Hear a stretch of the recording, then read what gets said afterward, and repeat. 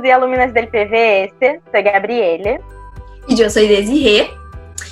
E hoje nós trouxemos alguns exercícios que abordam a temática de ética e política. Vocês vão perceber que a gente escolheu esse tema para esse vídeo porque, além de ser um tema recorrente em vestibulares, do tipo Enem, CEDERJ, UERJ, eles também são temas que nós utilizamos para a construção de simulados da língua estrangeira espanhol. Então, se vocês perceberem, em anos anteriores, consultarem lá o CIS-PVS, vocês vão perceber que tem simulado lá com a temática de ética e política. E vocês vão perceber, se vocês fizerem vestibulares anteriores, de anos anteriores, que existem questões que permeiam essa temática. Hoje a gente vai trazer 3 questões.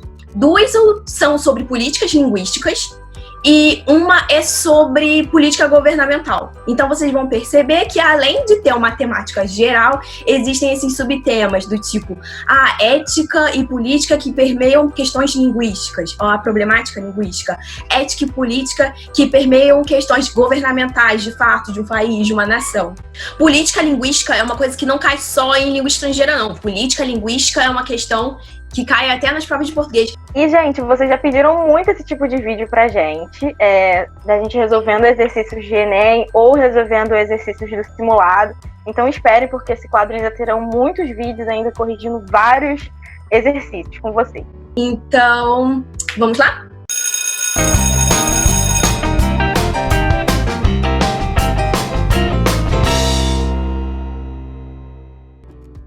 Então vamos no nosso primeiro exercício do Enem de 2010. Bilingüismo en la educación media, continuidad, no continuismo. Aún sin escuela, incluso a pesar de la escuela, paraguayos y paraguayas se están comunicando en guaraní. La comunidad paraguaya ha encontrado en la lengua guaraní una funcionalidad real que asegura su reproducción y continuidad. Esto, sin embargo, no basta. La inclusión de la lengua guaraní en el proceso de educación escolar fue sin duda un avance de la reforma educativa, gracias precisamente a los programas escolares. Aún en contextos urbanos, el bilingüismo ha sido potenciado. Los guaraní hablantes se han acercado con mayor fuerza a la adquisición del castellano, y algunos castellano hablantes perdieron el miedo al guaraní y superaron los prejuicios en contra de él. Dejar fuera de la educación media al guaraní sería echar por la borda tanto trabajo realizado, tanta esperanza acumulada. Cualquier intento de marginación del guaraní en la educación paraguaya merece la más viva y decidida protesta.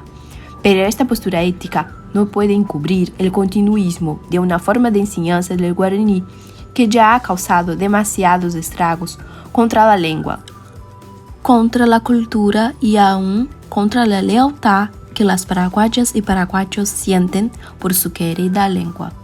El guaraní, lengua de comunicación, sí, y 1000 veces sí, lengua de imposición, no.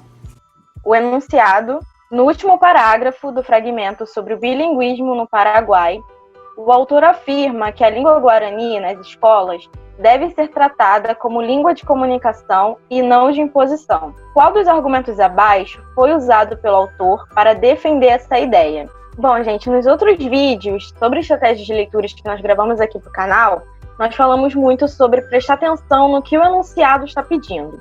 E esse enunciado direciona a gente para o último parágrafo do texto. Então, antes de ler todo o texto, foquem primeiro no último parágrafo e tentem responder essa pergunta. Caso vocês ainda tenham dúvida, aí sim vocês leiam o resto do texto, tá bom?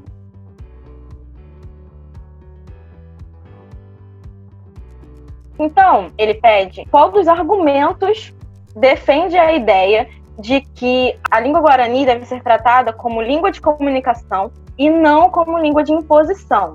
Lá no último parágrafo, ele fala sobre uma postura ética. E essa questão da língua guarani ser uma língua de comunicação e não uma língua de imposição é uma postura ética. Bem na primeira frase do texto, ele fala: pero esta postura ética no puede encubrir el continuismo de una forma de enseñanza del guaraní. Aí ele desenvolve o argumento dele. Então, tudo isso é uma postura ética. Então, nós vamos lá nas alternativas e vamos procurar qual dessas alternativas fala sobre ética. E nós conseguimos ver que nenhuma delas fala de postura ética, a não ser a letra D. Então a gente consegue eliminar todas as outras questões e focar na D. Então a resposta certa é a D. A introdução do Guarani nas escolas potencializou a difusão da língua, mas é necessário que haja uma postura ética em seu ensino, que é essa postura que ele diz lá no argumento. E é interessante perceber também, quando a gente fala de difusão da língua, que se a gente fosse olhar o texto de forma geral, a gente percebe que no segundo parágrafo a gente fala dessa difusão. A gente percebe que os falantes de castelhano estão aprendendo o Guarani e os falantes de Guarani estão aprendendo o castelhano. Ou seja, a gente está tendo essa troca, que basicamente é um reforço dessa postura ética e dessa difusão da própria língua do Guarani, né? Outra questão que a gente vai trabalhar agora é uma que seguiu nesse Enem, ou seja, ela é uma questão de política linguística de 2010, desse mesmo vestibular, tanto que ele faz uso até desse texto que a gente já leu. E qual é essa pergunta? Em alguns países bilíngues, o uso de uma língua pode se sobrepor à outra, gerando uma mobilização social em prol da valorização da menos proeminente. De acordo com o texto, no caso do Paraguai, esse processo se deu pelo... Então, gente, é importante a gente ler as alternativas dessa questão e pensar nessa, né, quando ele fala em prol da valorização da menos proeminente. O que é menos proeminente é o Guarani. Então, a gente tem que prestar bastante atenção nas alternativas e ver qual está valorizando a língua. Eu acho que aqui a gente pode reforçar uma coisa que você já disse, Gabi, que é basicamente se atentar ao enunciado, ao pedido do enunciado. E qual é esse pedido? Como esse processo em que há em países bilíngues esse uso de uma língua se sobrepor à outra, gerando uma mobilização social, e isso visando o quê? Visando a valorização da língua que é menos proeminente, como isso se deu dentro desse texto. E a gente percebe que há essa política linguística dentro da escola, que é uma inclusão que acontece, certo? E a gente pode ter evidência disso no segundo parágrafo, quando a gente tem graças precisamente pelos programas escolares, ou seja, a gente está tendo foco nesses programas escolares, que esses programas que estão conseguindo, em contextos urbanos, de bilinguismo, potencializar essa língua, o Guarani. E é importante a gente ler o texto nessa questão também, porque o enunciado não diz qual é a língua menos proeminente. Então a gente tem que ler o texto para entender que a língua guarani é a menos proeminente nesse caso. Bom, e pelo que o enunciado está pedindo, ela está querendo saber qual é a mobilização que eles fizeram em prol da valorização da língua menos proeminente. Então a gente tem que pensar nessa questão que eu falei antes. Nós temos que ver as alternativas que não valorizam o Guarani. Por exemplo, a alternativa A, falta da continuidade no ensino Guarani. Não acontece isso, e a gente sabe disso no texto. E isso não valoriza o Guarani. Então a gente já consegue eliminar essa alternativa. A B, também, preconceito existente contra o Guarani. Também não valoriza a língua Guarani. E também não é isso que acontece, porque há uma mobilização social, ou seja, não tem o preconceito contra a língua. A C, esperança acumulada na reforma educativa. Não está desvalorizando a língua, mas também não engloba tudo o que ele pede. Não está uma resposta muito completa. D, inclusão e permanência do ensino do Guarani nas escolas. Continuismo do ensino do castelhano. Não, isso não valoriza o Guarani. A continuação do ensino do espanhol sem o Guarani, onde que vai valorizar o Guarani? Não está valorizando, né? Então a gente ficou entre essas duas alternativas, né? A letra C e a letra D. E aí a gente tem que pensar qual dessas duas responde melhor a pergunta do meu enunciado. Então a gente tem que procurar a alternativa que melhor responda a pergunta do enunciado.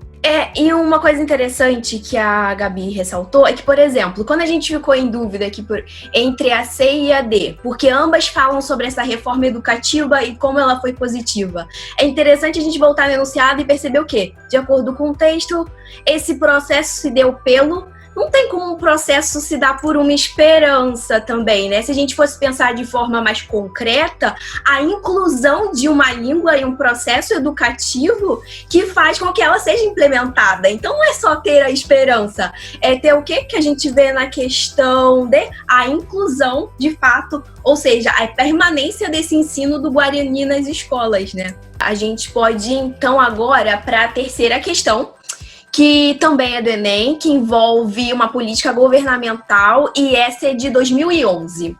Bem-vindo a Brasília. El gobierno de Brasil, por medio del Ministerio de la Cultura y del Instituto del Patrimonio Histórico y Artístico Nacional, da la bienvenida a los participantes de la 34ª sesión del Comité del Patrimonio Mundial, encuentro realizado por la Organización de las Naciones Unidas para la Educación, la Ciencia y la Cultura, respaldado por la Convención del Patrimonio Mundial del 1972. El comité reúne en su 34ª sesión más de 180 delegaciones nacionales para deliberar sobre las nuevas candidaturas y el estado de conservación y de riesgo de los bienes ya declarados Patrimonio Mundial, con base en los análisis del Consejo Internacional de Monumentos y Sitios, del Centro Internacional para el Estudio de la Preservación y la Restauración del Patrimonio Cultural.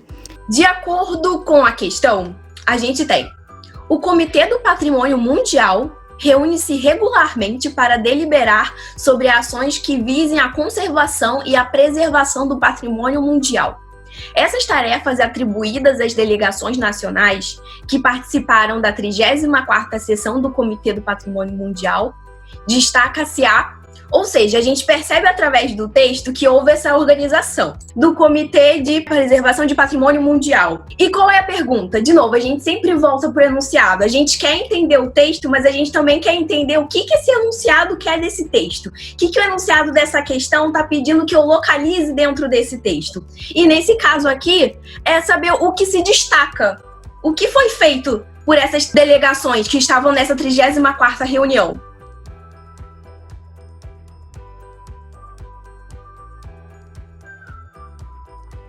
E ao percebermos a opção D, discussão sobre o estado de conservação dos bens já declarados patrimônios mundiais, nós percebemos que essa é a melhor opção. Quando que a gente pode observar isso no texto? No segundo parágrafo. É importante a gente perceber que quando a gente tem as 180 delegações nacionais visando deliberar sobre novas candidaturas e sobre o estado de conservação, esse texto está mostrando para mim por que essas delegações se reuniram. Essa reunião, ela aconteceu com esse objetivo. É até interessante a gente perceber a construção frasal em si, né?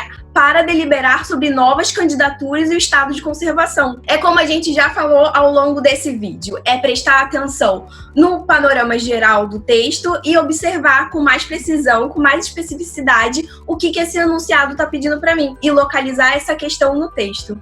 Gente, a gente já está finalizando esse vídeo e para concluir, a gente pode perceber que esse tipo de temática de ética e política, como já foi citado no começo do vídeo, ela permeia esses vestibulares e permeia também toda a nossa configuração do nosso pré-vestibular, porque é uma temática que vocês vão perceber em orientação acadêmica especial, ética e política, vocês vão perceber em temáticas de vestibulares, tanto que a gente percebe essas questões linguísticas, essas questões de políticas linguísticas, não só com relação à língua estrangeira, a gente percebe também na língua portuguesa, a gente percebe nos textos de língua portuguesa. Até a redação, quando vocês forem ver as temáticas da redação, elas são temáticas sociais, elas são temáticas que fazem com que você tenha que se posicionar como cidadão, refletir sobre determinado tema e se posicionar diante desse tema. Requer da gente uma criticidade na hora da leitura, requer da gente uma criticidade na hora de responder.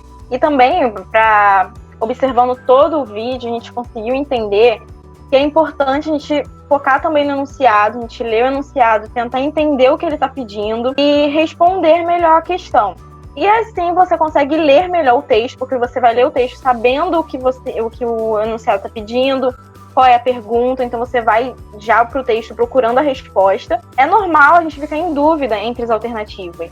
Então é melhor a gente observar qual é a alternativa que melhor responda à nossa questão. Bom, gente, é isso. Querendo exercitar mais sobre ética e política, se vocês quiserem algum simulado do PVS, vocês podem ir lá no sistema, no SysPVS, e vão ter simulado do ano passado. E não se esqueçam da nossa página, de exercitar através da página. Bom, gente, então esperem mais vídeos desse quadro. Não será o único, o último. Haverá muito mais, corrigindo simulados, corrigindo outros exercícios, como vocês pediram. Estamos aqui. E é isso, gente. Espero que vocês tenham gostado e entendido. Qualquer dúvida, falem conosco nos grupos do WhatsApp, na página. Então, estamos aqui para ajudar vocês, tá, gente? Hasta luego! Hasta besitos.